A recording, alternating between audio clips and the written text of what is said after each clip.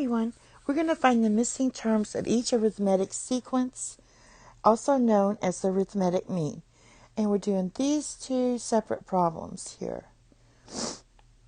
And we'll get started with the first one. We're going to use this formula, the arithmetic sequence formula, and we're going to find our common difference. And once we find our common difference, we can fill in everything. So for this one, the number of terms, this one is 1, 2, 3, 4, 5. So we have 5 terms total. Our first term is negative 18, and our last term, which in this case is the 5th term, is 14.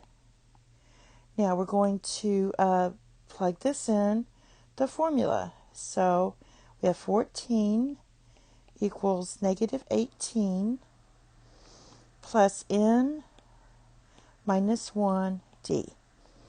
Now let's add 18 to both sides of the equation. And this is going to give you 32. And this is 4d. Divide both sides by 4. So d is 8.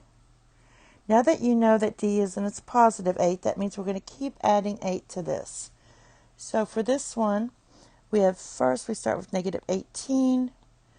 Then you add 8 and you get negative 10. Add 8, negative 9, 6, and then 14.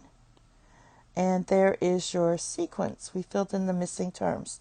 Why it's also known as the arithmetic mean, it's because if you could take any of these two numbers and take the average of them, the mean, and divide by 2, you should get the middle number.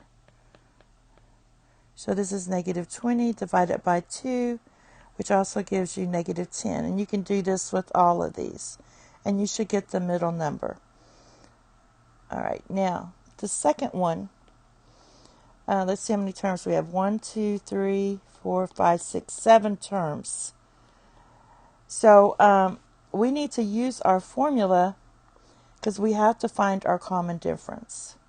So what I'm going to do is just take these first 4 terms here. Act like these 3 aren't here yet because I can keep adding the common difference. So in this case, I would say my n is 4. My first term is negative 40, and my last term is negative 61. This is also known as your 4th term. And fill in the formula like we did before.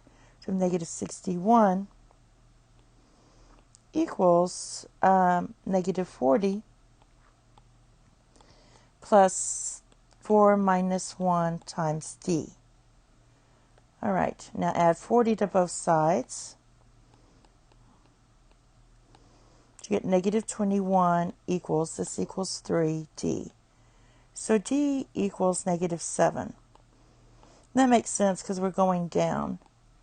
So we're going to start with our negative 40 and keep subtracting 7 as your common difference. So that's going to be negative 47. Negative 61. Let's see. Well, we got to start with negative 40. I forgot one. Keep adding, subtracting 7. So that's going to be negative 47, negative 54, negative 61. Now all I have to do for these 3 is just keep subtracting 7. So there you'll get negative 68, negative 77, and then negative 82. And that would be all your terms.